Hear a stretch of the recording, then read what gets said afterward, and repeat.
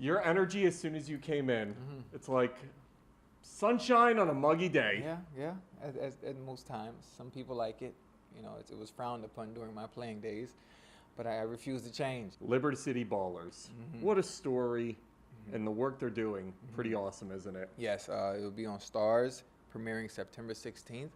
It's a dope 6-part docuseries that is going to highlight these kids in a not-so-good atmosphere. It's going to show the ups, the downs, the struggles that they go through, and I think a lot of people will be able to relate to some of the things that they see that are going through similar situations. What does a program like this mean to somebody who is in that position? It was a way out. It was a way out. It was a way out. Regardless of all the struggles, regardless of all the drugs and the killings and the stuff going around us. You know, once we hit that football field as a little kid, 4 or 5 years old, that was our out. Why not transition into commentating? Like, you're a natural. You're Right. good looking. You're articulate. Okay, it's the makeup. It's all the makeup. Right. Why didn't this happen? Romo did it. Romo was still playing, and I think Yeah. he was already in the booth. Yeah, Romo's extremely good, but one thing that I like, I love to be myself. I love to have fun. I love to just be Chad. And the NFL was already a controlled environment that tried to stifle me being myself. So actually getting into commentating and being another suit and tie guy puts me back in a controlled environment, which I'm sure they would try to take away a sense of myself and what makes me me. I want to talk to you about a few football players. Okay. The first one is Colin Kaepernick, Okay. who has been the biggest story this week because Nike made him the face of their 30th campaign, Anniversary, yeah. 30th anniversary campaign. What are your thoughts? Because there's been a lot of positive and negative that's come out of it. Well, they're going to be positive and negatives. Anytime a corporation or entity of that magnitude steps up and uses, the face of someone that's been controversial. But I think the message Kaepernick has been trying to get across has been somewhat whitewashed. Everyone's forgetting why he kneeled, and they're taking it in the way of him disrespecting the flag when it had nothing to do with the flag, in the get-go. Other than that, I commend him, for his bravery and the sacrifice that he did take in giving up the game of football and standing up for what he believes in. And I think what he's doing is fascinating. As far as the brand itself, I'm an Adidas guy, so therefore I'm not going to talk about them. If you were in the NFL today, would you be one of the guys kneeling? If I was going to get a message across, my way of going about it would have been intertwined in the game of football itself. You understand what I mean? Yep. So there's a message Kaepernick wanted to get across. He did his by kneeling. Mine would have been done a different way. I would have probably got fans involved. I would have had a message. I would have had a sign. I would have had something. A touchdown dance? A celebration of some sort with a banner.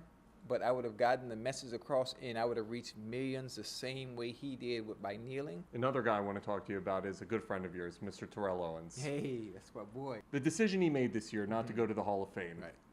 What are your thoughts? I supported it. For what the Hall of Fame voters did to a person that, like T.O., the Hall of Fame is about the numbers, the accolades, what you did in between the lines. The voters themselves took it upon themselves to leave him out based on their personal vendetta, whether the character issues, the media bringing up, the stuff that happens in the locker room, him as a player, that has nothing to do with the Hall of Fame itself. Because if that's the case, then a lot of people wouldn't be in there. As you're finishing up your career, because you had done Dancing with the Stars and you had other entertainment opportunities, did you have a plan already defined in your head for this is what the next 50 years of my life is going to look like? Yeah, my plan was to actually be a full-time father for the first time ever, which is something I've never had the opportunity to do because of football, because of all the other endeavors. Is it hard for your kids being the son of a famous football player or a daughter of a famous football player? Like, look at LeBron James. His son, who's a tremendous basketball player, he's still LeBron Jr. Right. And when you have that shadow looming over you, is it difficult for the kids? I don't think so. I think they like it.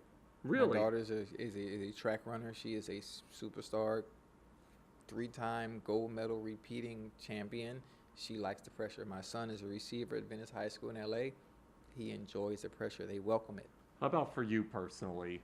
Is the competitive nature the same when you're cheering on your kids? Exactly. And they're getting beside themselves because now they're talking trash to me.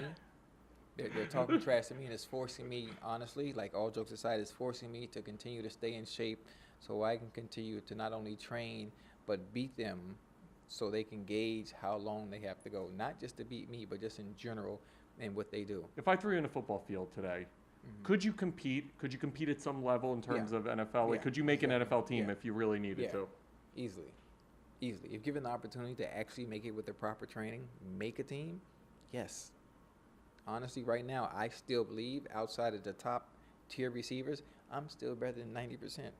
What do you think about LeBron to the Lakers? It's dope. I like it. It's good. So it's pretty insane, right? That's instant Laker fans being able to know they're going to the finals or just having hope. I want to talk to you about HBO's Ballers. Have you been watching Ballers? You know I haven't watched Ballers, being that the perception that they give off is a lifestyle that I've never enjoyed or never lived, so it's hard for me to connect with it. Let me ask you, because I would think that you were a total baller off the field. No. Who, me? Yes. Dude, this outfit is from Target. Get out of here. Yes. Oh, this is $30. Was that it? So you're making all this money, and we see all these players. Excuse me. You were saving everything. What? Dude, I was cheap. I've been cheap. Like, over the years, nothing has changed. The flashiest athlete I've ever known and ever seen is Deion Sanders. Ever. Do you see him doing the same thing anymore? No.